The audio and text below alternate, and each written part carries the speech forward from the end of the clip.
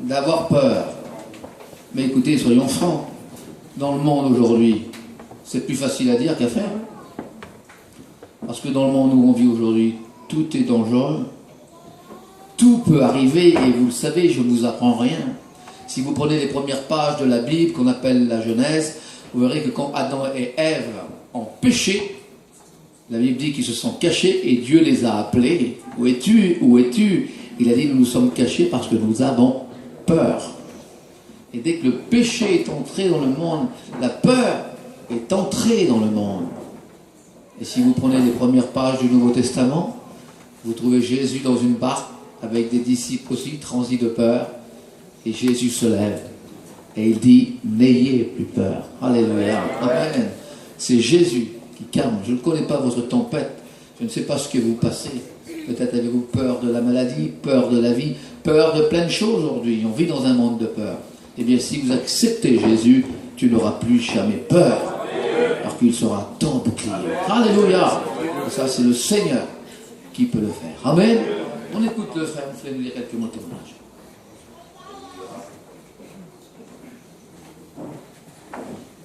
Aujourd'hui, vous lui donner un mot d'expérience.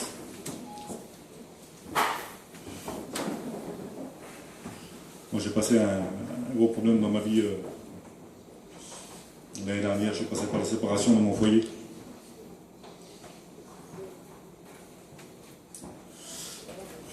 Je parle de ça, je suis très ému, excusez-moi. Et puis, dans l'hiver, avant le mois de novembre, il y a une angoisse qui m'est tombée dessus. L'angoisse elle a tourné un peu en crise de panique. Je ne pouvais plus rouler, je ne pouvais plus rien faire. C'était vraiment compliqué pour moi, ça a duré 5 mois. Ça a duré tout l'hiver. Et puis il y avait les rameaux qui arrivaient, il fallait que j'arrive au bac. Je suis de la région parisienne. Et puis j'avais 800 km à faire, et là je ne pouvais pas faire 10 km, je ne sais pas comment je vais faire. C'est une montagne qu'il y avait devant moi. Et puis je me suis arrêté à Alger. Puis à Alger, vous savez comment on arrive là-bas, à l'époque des études, là, il y a une paix là-bas, c'est extraordinaire. Faut pas...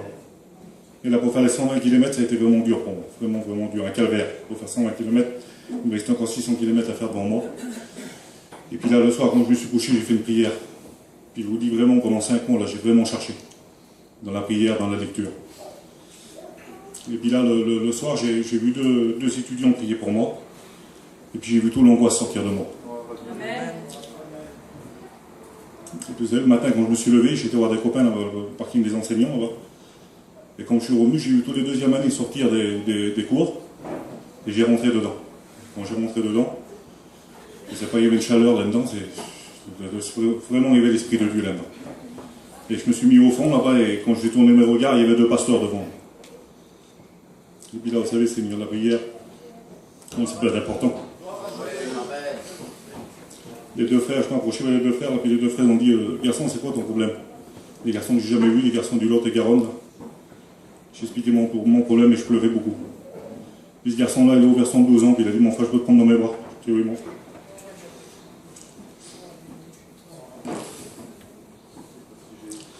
Il m'a pris dans les bras, puis l'autre il m'a pris dans les bras aussi, puis j'ai commencé à prier, l'Esprit de Dieu l'a descendu. Et puis devant Dieu, toute l'angoisse que j'avais là, tout a tombé devant la porte. J'ai dit, quand tu vas mettre la main sur la poignée, il dit, tout tombe ici.